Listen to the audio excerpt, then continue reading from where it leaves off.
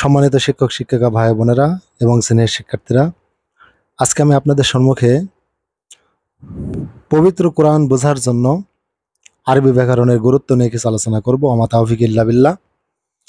তো আরবি ব্যাকরণ বলতে আরবি ভাষার নিয়ম নীতি, আর আরবি ভাষার নিয়ম নীতি পূর্ব যুগে মূলত কবিতার মধ্যে ছিল।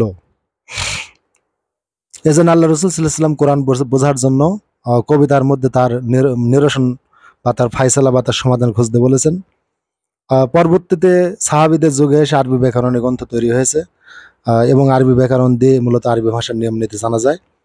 তো আল্লাহ রসুল সাল্লাল্লাহু আলাইহি ওয়াসাল্লাম কোরআন বোঝার জন্য আল্লাহ রসুলের যুগে যেহেতু আরবি ব্যাকরণ তৈরি হয়নি, তাই তখন ব্যাকরণ বলতে বোঝানো হতো মানে আরবি সাহিত্য, আর আরবি সাহিত্যই ছিল হচ্ছে আর শের বা কবিতা। তো এখন যেমন আমরা ব্যাকরণ দিয়ে আমরা কোরআন বুঝছি, তো রসুল সাল্লাল্লাহু আলাইহি ওয়াসাল্লাম তার যুগে যেহেতু ব্যাকরণ ছিল না, তাই তিনি কবিতা দিয়ে কোরআন বুঝতে বলেছেন। সেই যুগে কবিতাই ছিল আরবি ব্যাকরণ, অর্থাৎ কবিতার মধ্যে যে নিয়ম নীতি রয়েছে প্রাচীন আরবি জাহিলি যুগের কবিতা, সেই কবিতার মধ্যেই কোরআন বোঝার উপায় ছিল। এজন্য আল্লাহ রসুল সাল্লাল্লাহু আলাইহি ওয়াসাল্লাম কবিতার মধ্যে কোরআনের সমাধান খুঁজতে বলেছেন, অর্থাৎ ওই কবিতাটাই ছিল কোরআন বোঝার ব্যাকরণ। পরবর্তীতে যখন সাহাবীদের যুগে এসে আরবি ব্যাকরণ তৈরি হয়েছে, তখন থেকেই এই ব্যাকরণ দ্বারা কোরআন বোঝা চালু হয়। তো যাই হোক, আল্লাহ রসুল সাল্লাল্লাহু আলাইহি ওয়াসাল্লাম কবিতা দিয়ে যে কোরআন বোঝা যাবে বা ব্যাকরণ দিয়ে যে কোরআন বোঝা যাবে, এজন্য আল্লাহ রসুল সাল্লাল্লাহু আলাইহি ওয়াসাল্লাম বলেছেন যে ক্বালা রাসূলুল্লাহ সাল্লাল্লাহু আলাইহি ওয়াসাল্লাম ইন্না মিনাশ শি'রি হিকমা। আল্লাহ রসুল বলেছেন অনেক কবিতা আছে জ্ঞানের, অনেক কবিতায় জ্ঞানের কথা রয়েছে, অনেক কবিতা আছে খুবই পাণ্ডিত্যপূর্ণ হিকমতপূর্ণ, অর্থাৎ কবিতার মধ্যে অনেক সুন্দর পাণ্ডিত্যপূর্ণ হিকমত আছে। ফাইজা আলবাস আলাইকুম শায়াম মিনাল কোরআনি ফালতামিসু ফিশের ফাইন্নাহু আরবি। তারপর আল্লাহ রসুল বললেন যে কোরআনের যখন কিছু তোমরা পাঠ করবে এবং ওই কোরআনের কিছু অংশ যদি তোমাদের নিকট অস্পষ্ট থেকে যায়, ওইটা তোমরা বুঝতে না পারো, তখন ফালতামিসু ফিশের, তখন তোমরা আরবি কবিতার মধ্যে ওইটা খুঁজে দেখো। এখানে আরবি কবিতা বলতে ব্যাকরণ, অর্থাৎ রসুলের যুগে আরবি কবিতাটাই আরবি ব্যাকরণ ছিল। ফাইন নাও আরবি, কেননা আরবি কবিতাটা হচ্ছে আরবি। তো যাই হোক, এই হাদিসের প্রথম অংশটুকু সহিহ বুখারীতে আছে, দ্বিতীয় খণ্ডের 908 পৃষ্ঠার 5714 নম্বর হাদিস। তা হচ্ছে ইন্না মিনাশ শি'রি হিকমা, এই অংশটুকু। তারপর মিশকাতও আছে, তাফসীরুল রুহুল মাআনিতে আছে, বিভিন্ন জায়গায় হাদিসটা রয়েছে। তারপর আল্লাহ রাসূল সাল্লাল্লাহু আলাইহি ওয়াসাল্লামের সাহাবী হযরতে আব্দুল্লাহ ইবনে আব্বাস রাদিয়াল্লাহু তাআলা আনহু বলেছেন, যেটা তাফসীরুল রুহুল মাআনিতে আছে, যে ক্বালা ইবনে আব্বাস রাদিয়াল্লাহু তাআলা আনহু ইযা ক্বারাতুম শাইআম মিন কিতাবিল্লাহি, যখন তোমরা আল্লাহর কিতাব পাঠ করবে, তারপরে ফালাম তারিফুহু, এবং ওই কোরআন পাঠ করে সেটা বুঝতে পারবে না, ফাতলুবুহু ফি আশারিল আরব, তখন ওইটা তোমরা আরবি কবিতার মধ্যে খুঁজে দেখো। ফাইন্না শেরা দেয়ানুল আরব, কেননা কবিতা হলো আরবদের জীবনালেখ্য। তাহলে ইনি এটা রুহুল মাআনিতে এটা স্পষ্টভাবে আছে, দশম খণ্ডের 150 পৃষ্ঠায়, এটা বৈরুত ছাপা, আমি সেখান থেকে এটা উল্লেখ করেছি আমার মাফহুমুল কোরআন গ্রন্থে। তাহলে আমরা এখানে দেখতে পেলাম যে আল্লাহ রসুল সাল্লাল্লাহু আলাইহি ওয়াসাল্লাম এবং আল্লাহ রসুল সাল্লাল্লাহু আলাইহি ওয়াসাল্লামের একজন শ্রেষ্ঠ সাহাবী হযরতে আব্দুল্লাহ ইবনে আব্বাস রাদিয়াল্লাহু তাআলা আনহু, তিনি বলছেন যে কোরআন বুঝতে হবে আরবি কবিতা দেখে। আল্লাহ রসুল তাই বলেছেন। তাহলে এখানে কবিতার দ্বারাই মূলত আরবি ব্যাকরণ বোঝা হচ্ছে। হযরতে ওমর রাদিয়াল্লাহু তাআলা আনহু, যেটা মুসান্নাফ আবি সাহেব হাদিসটা এসেছে, এখানে মাকামাত হারিরি থেকে আমি হাদিসটা উল্লেখ করেছি, যে তাআল্লামুল আরাবিয়্যা ফাইন্না মিন দীনিকুম, তোমরা আরবি শিক্ষা করো, তাহলে কি হবে, এর মধ্যে তোমাদের দিন রয়েছে, এটা তোমাদের দিনের শামিল।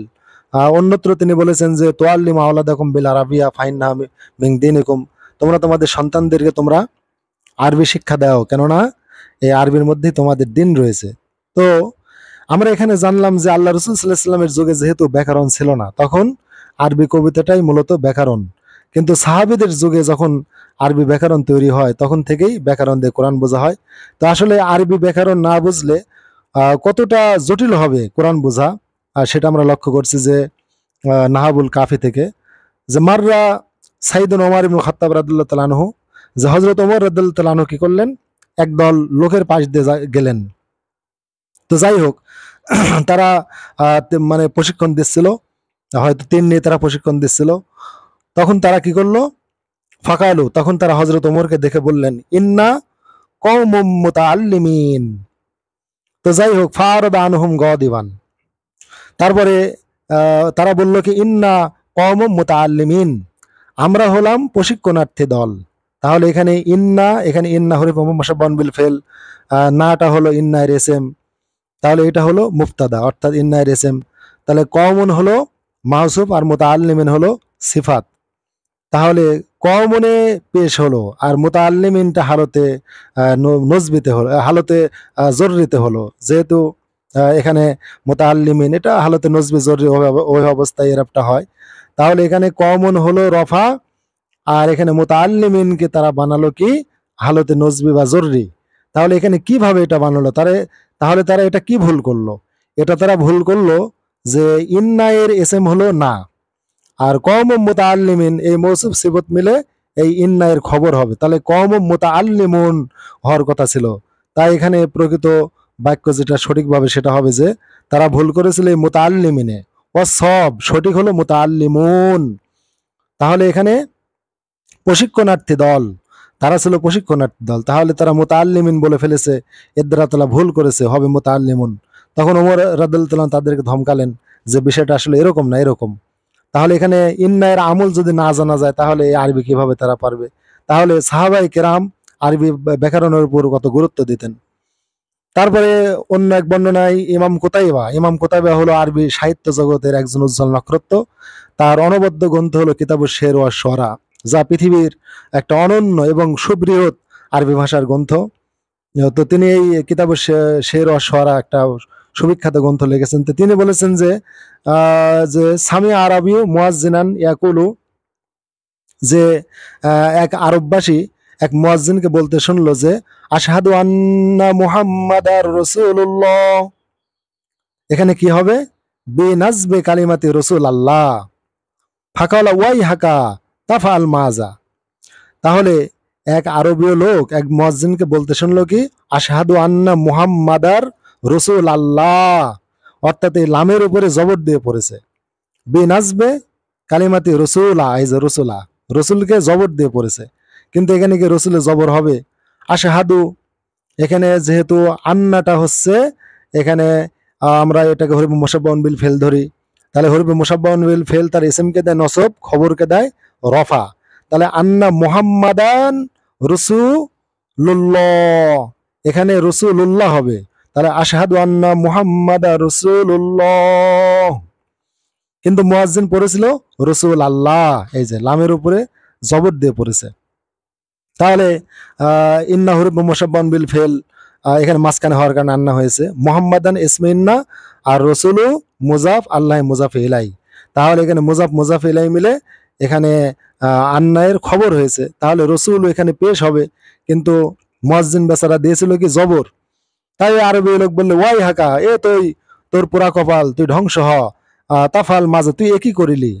মানে তাকে এটা ধমক দিয়েছে, এটা একটা ভৎসনার শব্দ। তাহলে আমরা দেখতে পাচ্ছি যে এটা ব্যাকরণ না জানলে আরবি ভাষা সঠিকভাবে পড়া মোটেও সম্ভব না। তারপরে হযরত আলী রাদিয়াল্লাহু তাআলার একটা হিকায়াত বর্ণিত আছে যে তিনি এক বেদুইনকে তিনি পড়তে শুনলেন যে কোরআনের আয়াত লা ইয়াকুলুহু ইল্লাল খাতিইন, ওয়াসসাব, সঠিক হলো আল খাতিউন, সূরা হাক্কায় আয়াতটা রয়েছে। তাহলে লা ইয়াকুলুহু ইল্লাল খাতিউন এটাই ছিল। আল্লাহ কোরআনে অন্যত্র বলেছেন লা ইয়ামাসসুহু ইল্লাল মুতাহহারুন। তাহলে ওখানেও কিন্তু আল্লাহ তাআলা এটা বলেছেন। তাহলে এই লোকটা লা ইয়াকুলুহু ইল্লাল খাতিন পড়ে ফেলেছে, অথচ ইল্লাল খাতিউন হবে। তাহলে এখানে সে এই মুস্তাসনার আমলটা সে জানে নাই। তাহলে এটা জানতে হলে লা ইয়াকুলুহু ইল্লাল খাতিউন, এখানে মুস্তাসনার আমলটা জানতে হবে। যদি না জানেন তাহলে এরাবটা সে পড়তে পারবে না। তারপর সবচেয়ে বড় প্রসিদ্ধ ঘটনা হলো যে ইন্নাল্লাহা বারিউম মিনাল মুশরিকিনা ওয়া রাসূলুহু, এইখানে হচ্ছে সবচেয়ে বড় কথা, এবং এইটা নিয়ে মূলত আল্লাহ তাআলার কোরআন বোঝার জন্য এই ব্যাকরণ শাস্ত্রের সূত্রপাত। তো এই বিষয়টা একটু আমরা লক্ষ্য করি যে প্রত্যেক ব্যাকরণ গ্রন্থে এই কাহিনীটি উল্লেখ আছে। দাখিল নবম দশম শ্রেণীর আরবি দ্বিতীয় পত্রে এই কাহিনীটি উল্লেখ আছে। এই কাহিনীটি উল্লেখ করেছেন আল্লামা জালালউদ্দিন সৈয়দ মুজির গ্রন্থে। এখানে আমি মাকতাবাতুশ শামেলা থেকে তাফসীর করতে প্রথম খণ্ডে 24 পৃষ্ঠা থেকে এটা আমি সংকলন করেছি আমার মাফহুমুল কোরআনের 269 পৃষ্ঠায়। তো যাই হোক, তাফসিরের কুরতুবীতে এটা হযরত ওমরের যুগের ঘটনা বলা হয়েছে। আল্লামা জালালউদ্দিন সৈয়দী তার মজির গ্রন্থে এটাকে হযরতে আলীর যুগের ঘটনা বলেছেন। তো যাই হোক, সে যে যুগেরই হোক, ঘটনাটা হলো যে আন আবি মুলাইকা, আবি মুলাইকা উল্লেখ করেছেন যে কদিম আরাবি ফি জামানে ওমর ইবনুল খাত্তাব রাদিয়াল্লাহু তাআলা আনহু, হযরত ওমরের যুগে এক বেদুইন সে আসলো, মদিনায় প্রবেশ করলো। তো এসে বলল যে, কে আছো যে আমাকে আল্লাহর কোরআন থেকে কিছু শোনাবে? তখন এক ব্যক্তি পড়ে শোনালো, ইন্নাল্লাহ বারিউম মিনাল মুশরিকিনা ওয়া রাসূলিহি, অর্থাৎ বিল জার, অর্থাৎ জেড দিয়ে পড়লো, রসুলিহিতে জেড দিয়ে পড়লো। তখন ওই বেদুইন বলল যে, ও আল্লাহ যেহেতু মুশরিক এবং রসুলের প্রতি অসন্তুষ্ট, বা আল্লাহ যেহেতু রসুল মুশরিক এবং রসুল থেকে আল্লাহ বিমুখ, তাই আমিও বিমুখ, তাহলে আমি আর রসুলের আর আমি অনুসরণ করব না। যেহেতু আল্লাহ তাআলা রসুলকে অপছন্দ করেন, বা আল্লাহ রসুলকে ধার ধারেন না, মুশরিকদের মতে আল্লাহ তাআলা রসুলকে মানে মুক্ত করে দিয়েছেন, ইত্যাদি ইত্যাদি সে মন্তব্য করলো। তখন ওমর রাদিয়াল্লাহু তাআলা আনহু তাকে ডাকলেন, ডেকে এনে আসলে তাকে বুঝাইয়া দিলেন যে আসলে তুমি কি শুনেছো। তো তখন সে এটা শুনেছিল জেড দিয়ে পড়তে। তাহলে জেড দিয়ে পড়ার কারণে তখন ওই বেদুইন কি করেছে, সে ধরে নিয়েছে যে মুশরিকিনের উপরে এই রসুলিহিটা আত্ম হয়েছে, হওয়ার কারণে মুশরিকদের যে হুকুম রসুলেরও সেই হুকুম হয়েছে। তখন অর্থ হয়েছে নিশ্চয় আল্লাহ মুশরিক এবং রসুলের প্রতি অসন্তুষ্ট, বা আল্লাহ মুশরিক এবং রসুল থেকে দায়মুক্ত। তো যাই হোক, ওমর রাদিয়াল্লাহু তাআলা আনহু তাকে এনে বিষয়টা বুঝিয়ে দিলেন যে বিষয়টা এরকম না, বরং এরকম। এবং তিনি কি করলেন যে, ও আমার আবুল আসওয়াদ ফাওয়াদান নাহু, তারপরে হযরত ওমর রাদিয়াল্লাহু তাআলা আনহু নির্দেশ দিলেন আবুল আসওয়াদ দোয়াইলিকে যে তুমি একটা ব্যাকরণ শাস্ত্র বা নাহর গ্রন্থ তুমি সংকলন করো। তাহলে এই যে বেদুইনটা আরবি ভাষায় পারদর্শী না থাকার কারণে, বা যার মুখ থেকে সে শুনেছিল সে ভুল এরাব দিয়ে পাঠ করার কারণে কত বড় মানে অর্থের বিকৃতি ঘটলো। অতএব আল্লাহ তাআলার কালাম বোঝার ক্ষেত্রে যদি আরবি ব্যাকরণ না জানা যায়, তাহলে এরকম অগণিত ভুল হবে, এবং আল্লাহ তাআলার কালামের সঠিক অর্থ বোঝা যাবে না। আর সঠিক অর্থ না বুঝলে মানুষ এই কোরআন অনুযায়ী আমল করতে পারবে না। তাই আল্লাহর কালাম বোঝার ক্ষেত্রে আমি মনে করি যে আরবি ব্যাকরণের গুরুত্ব অনস্বীকার্য, এবং একটা অদ্বিতীয় একটা ব্যাপার। অতএব এটা শিখতেই হবে, এর নিয়ম নীতি আমাদের উপলব্ধি করতেই হবে। তো আল্লাহ তাআলা আমাদেরকে আল্লাহ তাআলার কোরআনের সঠিক জ্ঞান অর্জনে তৌফিক নসিব করুন। আমিন।